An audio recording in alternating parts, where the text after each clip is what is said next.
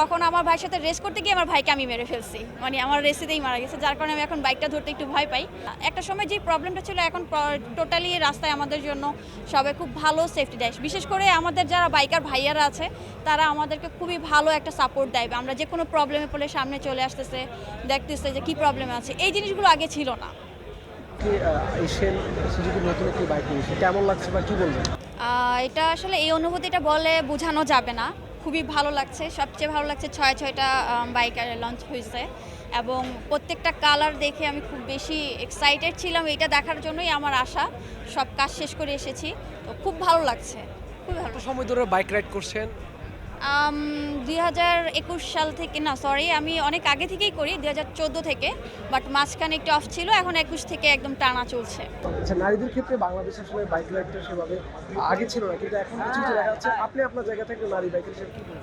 নারীরা সবই পারে, এটা হচ্ছে ফার্স্ট অফ অল। এই ধারণাটা একটা সময় ছিল যে নারীরা কখনো কিছু করতে পারে না, এবং আমরা অনেক ফেস করেছি। 2013, 14, 15-তে আমি অনেক কিছু ফেস করেছি। তো ওখান থেকে আমাদের যাত্রা শুরু, যে না, নারীরা পারে, সব কিছুই পারে। একটা সময় স্কুটি চালাতে অনেক হেসেল হতাম, এখন বাইক চালাই। আমরা বাইক যখন চালাই এখন কিন্তু মানুষ রেসপেক্ট দিয়ে বলে যে না, তার একটা বাইক সাধারণত সবাই ব্যবহার করতে পারে না, এটা ছেলে হোক আর মেয়ে হোক, এটা সম্ভব না হাইওয়েতে চালানো, বাট সেটা আমরা করে দেখিয়েছি। তো এইটা করে দেখানোর কারণই হচ্ছে আমরা মেয়েরা সবই পারি। আর আমরা যদি আরও সাপোর্ট পাই, প্রত্যেকটা যেমন অনেক কোম্পানি আছে, তারা সবসময় দেখা যায় আমাদের ভাইয়াদেরকে নিয়ে একটু রিপ্রেজেন্ট বলতে ওইটা বুঝাবো না, মানে আমরা যে পারি সেটা তারা হয়তো বা জানে না, ওইভাবে ফোকাসে আসে না। এলো ভিশন মুশকিল আসান অফার, যে কোনো ব্র্যান্ডের পুরনো ফ্রিজ নিয়ে চলে আসুন ভিশন শোরুমে আর নিয়ে যান নতুন ভিশন ফ্রিজ 20% পর্যন্ত ছাড়। তো আমরা বলবো যে আমরা যারা রেডি বাইকার আছি তাদেরকেও এরকম করে সুযোগ দেওয়া উচিত, জানানো উচিত, এবং আমাদের রাইটটা দেখা উচিত আমরা কতটুকু পারি। আচ্ছা, পরিবার থেকে কোনো ধরনের প্রতিবন্ধকতা ছিল কিনা বা এখন কি বলে? না, ফ্যামিলি থেকে কখনোই এরকম কোনো বাধা ছিল না। সবচেয়ে আমার সাপোর্টার ছিল আমার ভাই, যে আসলে এখন পৃথিবীতে নেই।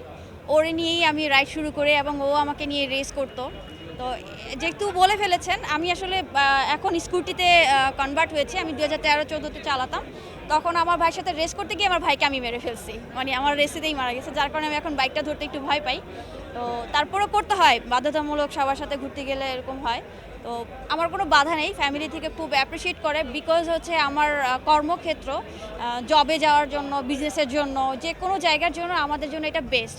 আমাদের সব দিক দিয়ে, যেমন বাসে উঠলে দেখা যায় অনেক ধরনের প্রবলেম ফেস করি, এইখানে আমার কোনো প্রবলেম ফেস হচ্ছে না। একটা সময় যে প্রবলেমটা ছিল এখন টোটালি রাস্তায় আমাদের জন্য সবাই খুব ভালো সেফটি দেয়, বিশেষ করে আমাদের যারা বাইকার ভাইয়ারা আছে তারা আমাদেরকে খুবই ভালো একটা সাপোর্ট দেয়। আমরা যে কোনো প্রবলেমে পড়লে সামনে চলে আসতেছে, দেখতেছে যে কী প্রবলেম আছে, এই জিনিসগুলো আগে ছিল না।